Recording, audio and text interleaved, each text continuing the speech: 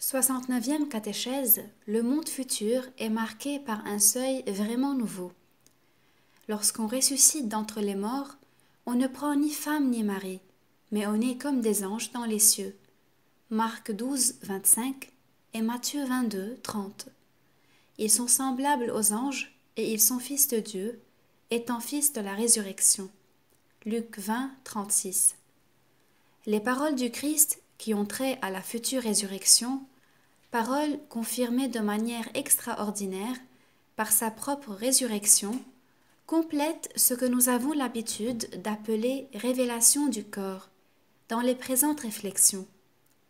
Cette révélation pénètre, pour ainsi dire, au cœur même de la réalité que nous expérimentons, et cette réalité est surtout l'homme en son corps, le corps de l'homme historique. En même temps, cette révélation nous permet de dépasser dans deux directions la sphère de cette expérience. D'abord, en direction de cette origine à laquelle le Christ se réfère dans son entretien avec les pharisiens au sujet de l'indissolubilité du mariage. Matthieu 19, 3, 8. Puis en direction du monde futur vers lequel le Maître oriente l'âme de ses auditeurs en présence des Sadducéens, gens qui disent qu'il n'y a pas de résurrection. Matthieu 22, 23. Avec ses seules méthodes empiriques et rationalistes, l'homme ne saurait parvenir ni à la vérité sur cette origine dont parle le Christ, ni à la vérité eschatologique. Toutefois, ne peut-on affirmer qu'en un certain sens, l'homme possède ces deux dimensions au fond de l'expérience de son propre être, ou plutôt que de quelque manière, il s'achemine vers elles comme vers des dimensions qui justifient pleinement la signification même de son corps, c'est-à-dire de son être charnel. Puis, quant à la dimension eschatologique, n'est-il pas vrai que la mort même et la destruction du corps peuvent conférer à l'homme une éloquente signification au sujet de l'expérience dans laquelle se réalise le sens personnel de l'existence? Quand le Christ parle de la future résurrection, ces paroles ne tombent pas dans le vide. L'expérience de l'humanité, et spécialement l'expérience du corps, permettent à l'auditeur d'unir à ces paroles l'image de la nouvelle existence dans le monde futur auquel l'expérience terrestre offre le substrat et la base. Une reconstruction théologique correspondante est possible. À l'élaboration de cette image, qui correspond, quant à son contenu, à l'article de notre profession de foi, je crois à la résurrection des morts, concourt grandement la certitude qu'il existe un lien entre l'expérience terrestre et toute la dimension de l'origine biblique de l'homme dans le monde.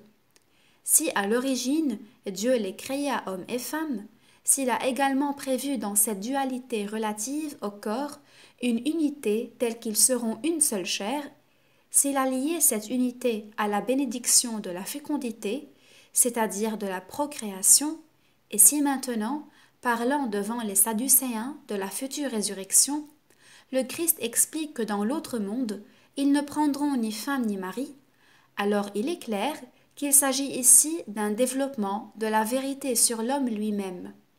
Le Christ révèle l'identité de l'homme, bien que cette identité se réalise dans l'expérience eschatologique de manière différente de celle de l'origine même et de toute l'histoire. Toutefois, l'homme sera toujours le même, tel qu'il est sorti des mains de son Créateur et Père. Le Christ dit « Ils ne prendront ni femme ni mari », mais il n'affirme pas que l'homme du monde futur ne sera plus masculin-féminin comme il le fut depuis l'origine. Il est donc évident que la signification d'être du corps, homme ou femme, dans le monde futur, doit se chercher hors du mariage et de la procréation.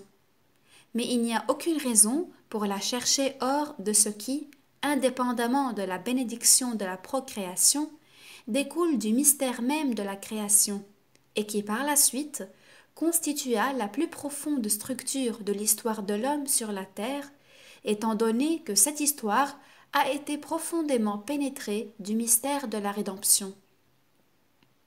Dans sa situation originelle, l'homme est donc seul et en même temps, il devient homme-femme, unité des deux.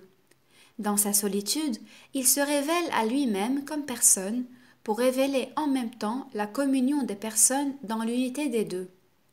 Dans l'un ou l'autre état, l'être humain se constitue comme image et ressemblance de Dieu.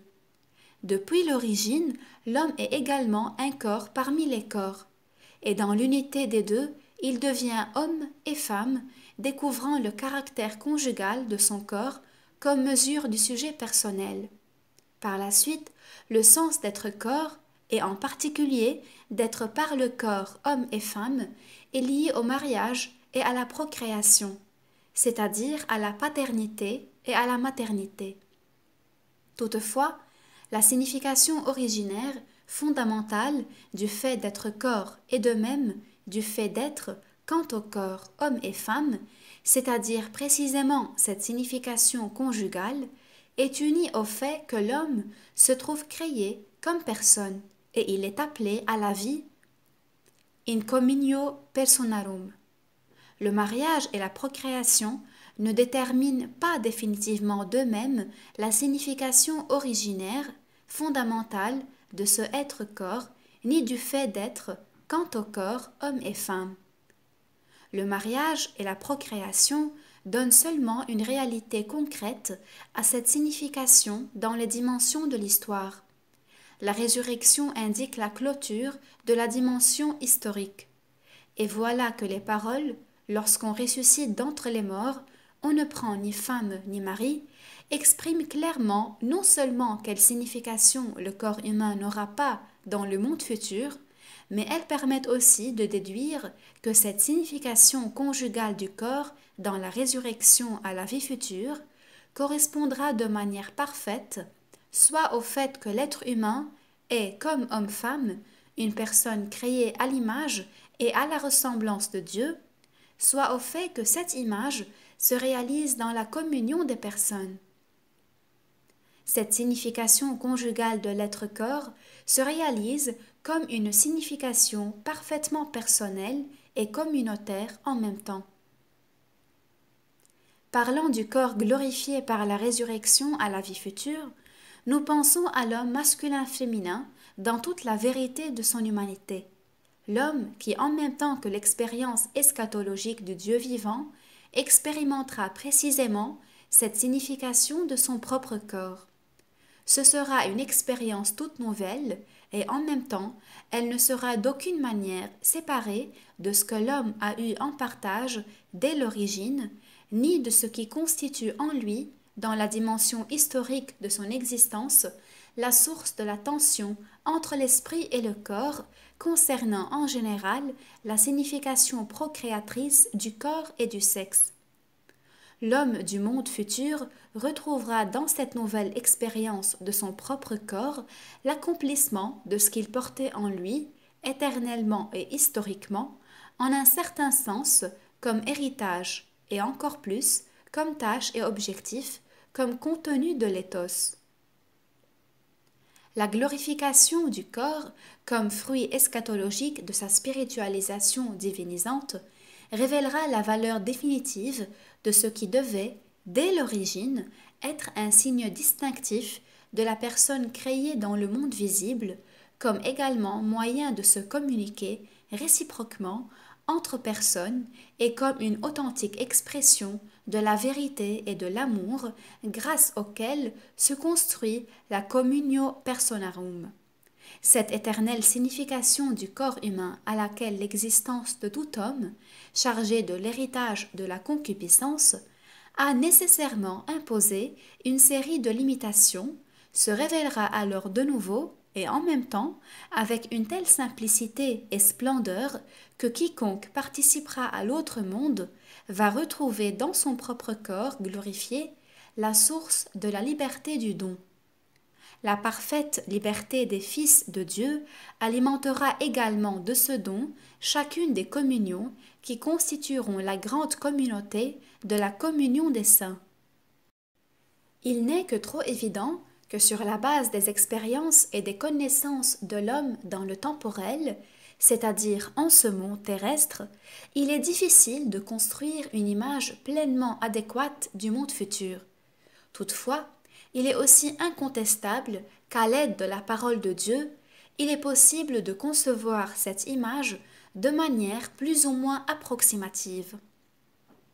Nous nous servons de cette approximation théologique en professant notre foi en la résurrection des morts et en la vie éternelle, comme également la foi en la communion des saints qui appartiennent à la réalité du monde futur. Concluant cette partie de nos réflexions, il convient de constater encore une fois que les paroles du Christ que rapportent les évangiles synoptiques Matthieu 22, 30, Marc 12, 25 et Luc 20, 34, 35 ont une signification déterminante non seulement en ce qui concerne les paroles du livre de la Genèse, mais également en ce qui concerne toute la Bible. Ces paroles nous permettent en un certain sens de méditer à nouveau, c'est-à-dire à fond, toute la signification révélée du corps, la signification du être homme, c'est-à-dire personne incarnée en tant que corps homme-femme. Ces paroles nous permettent de comprendre ce que signifie, dans la dimension eschatologique de l'autre monde, cette unité en humanité qui a été constituée à l'origine et que les paroles de la Genèse 2, 24, l'homme quittera son père et sa mère et s'unira à sa femme, et les deux seront une seule chair, prononcées lors de la création de l'être humain comme homme et femme, semblaient orientées surtout, sinon complètement, au moins en certains cas, vers ce monde-là. Étant donné que les paroles du livre de la Genèse étaient comme le seuil de toute la théologie du corps, seuil sur lequel le Christ s'est basé dans son enseignement sur le mariage et sur son indissolubilité, alors il faut admettre que les paroles que rapportent les synoptiques sont comme un nouveau seuil de cette vérité intégrale sur l'homme que nous retrouvons dans la parole révélée de Dieu. Il est indispensable que nous nous arrêtions sur ce seuil si nous voulons que notre théologie du corps et également notre spiritualité chrétienne du corps puissent s'en servir comme d'une image complète.